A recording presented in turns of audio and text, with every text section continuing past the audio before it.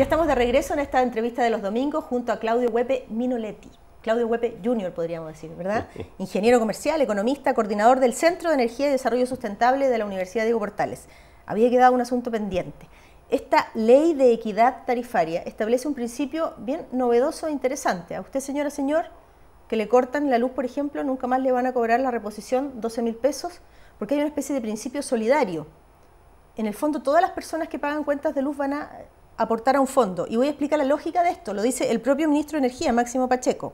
Dice, me parece que es suficiente sanción que se le corta la luz a un hogar y no corresponde que un cobro de 12.000 pesos sea agregado, porque eso agrava aún más a un hogar que no pagó. No porque no quisiera pagar, sino porque tenía dificultades en su presupuesto familiar. Y alguien podría decir, si todos los clientes contribuimos a un fondo que no se sabe bien quién lo va a administrar, y resulta que, por ejemplo, la cantidad de cortes son mucho menores y sobra dinero, ¿para dónde se va ese dinero? ¿Quién lo administra?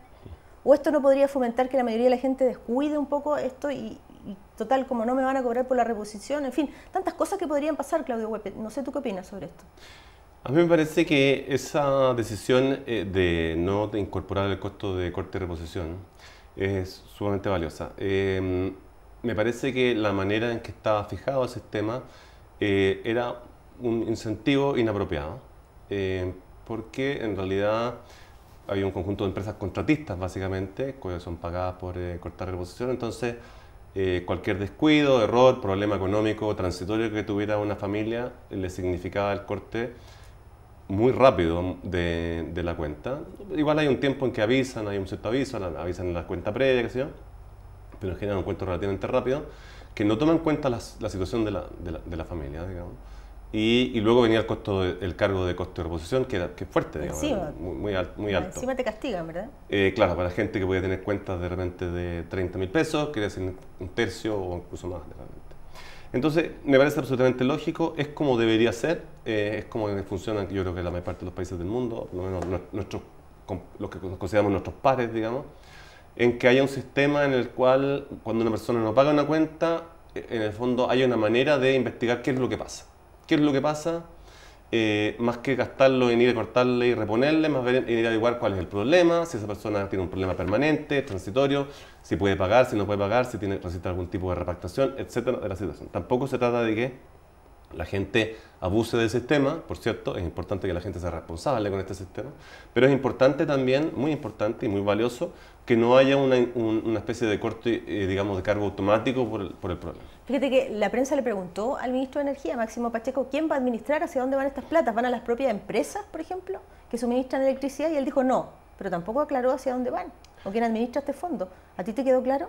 Debo confesar que no sé si está totalmente claro, no me queda cómo va a quedar claro, pero en todo caso me parece lógico que, como digo, esa sea una cosa financiada por el colectivo. Básicamente, yo creo que hoy día que se discute el tema de la solidaridad social, de los derechos sociales, es importante que tengamos por una parte que aquellas personas que malusen este sistema sean sancionadas, eso es muy importante, que tengan una sanción efectiva, porque atentan contra la fe pública en el fondo, y aquellas personas que realmente lo necesitan sean beneficiadas. Y yo creo que si lo miramos desde esa perspectiva, todos, o la mayor parte de los chilenos, deberíamos estar muy de acuerdo con esto, porque todos podemos tener momentos difíciles, todos podemos tener dificultades transitorias económicas, problemas, hay problemas de desempleo, etcétera, problemas de enfermedades, qué sé yo.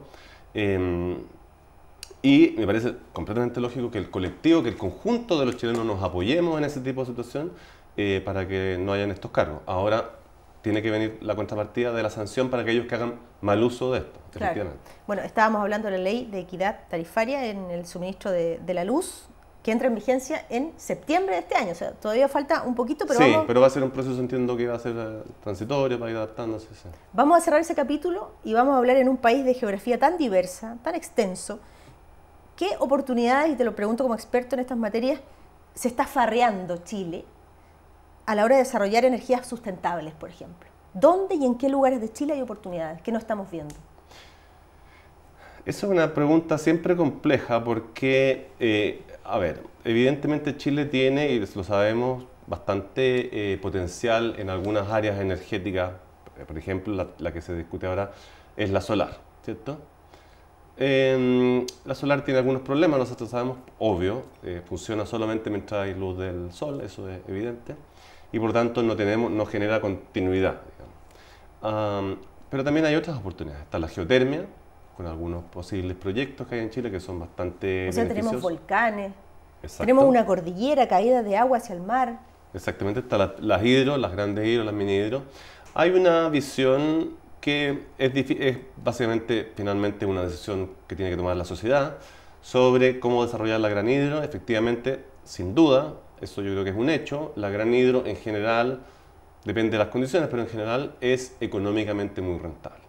Ahora, ¿será que nosotros todavía seguimos pensando, y lo digo desde la clase dirigencial, política, las personas que han llevado adelante las riendas de este país nunca han tenido miradas de largo plazo, o tenemos mentalidad tercermundista, o definitivamente, y lo voy a decir en buen chileno, en época de campaña es mejor vender la pomada y decirle a la gente que aquí voy a estar, que se acaba la puerta giratoria, y todas estas cosas, frases que se escuchan de lado y lado, en distintas veredas políticas y distintos colores políticos, y al final las cosas importantes las terminamos olvidando por la frase que vende. Porque estas cosas a mí me parece que sí, trazan líneas importantes en la historia de un país y pueden cambiar muchas cosas en la historia de un país, y aquí en Chile nadie las aborda. En general, mi opinión es que desde hace ya, bueno, esto es yo diría un mal endémico en Chile, pero ya se ha agudizado en los últimos años. Hay una visión bastante de corto plazo de las cosas, a lo más de mediano plazo. Es cierto que yo creo que el Ministerio de Energía hizo un cambio importante al poner su agenda de energía, plantearlo a 2050, mirar a largo plazo, pero todavía el sistema público y privado no está realmente, o sea, digamos, activamente trabajando en esa línea. Es decir, aún es más, yo diría, una aspiración, un intento que realmente una práctica.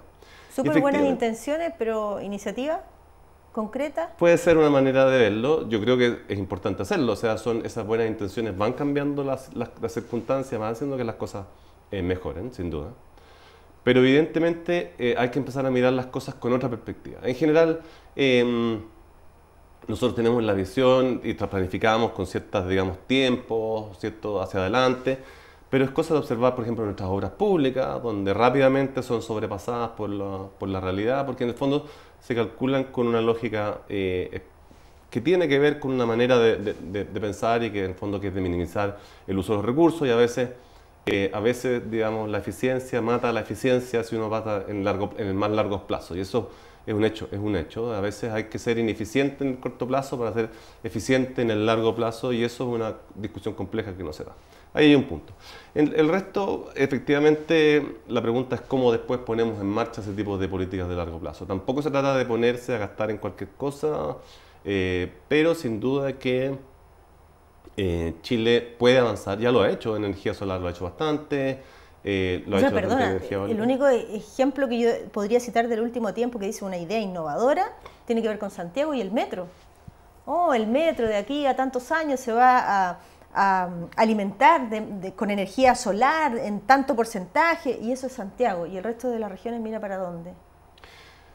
Yo creo que hay muchos potenciales dentro de las regiones, pero bastantes dificultades por un tema de, bueno, primero que nada, y ahí yo creo que en general las regiones han argumentado siempre con alguna razón, de un cierto centralismo de las decisiones. De eso vamos a hablar. Vamos a hacer una pausa y nos vamos a imponer la tarea de decir y poner los puntos sobre las IES. ¿Dónde están las oportunidades de las regiones que los políticos y los dirigentes de este país olvidan? ¿Te parece? Bueno. Pausa y volvemos de inmediato con Claudio Huepe. No se vayan. Hombre. Mujer. Mamá. Papá. Hija. Hijo. Hermana.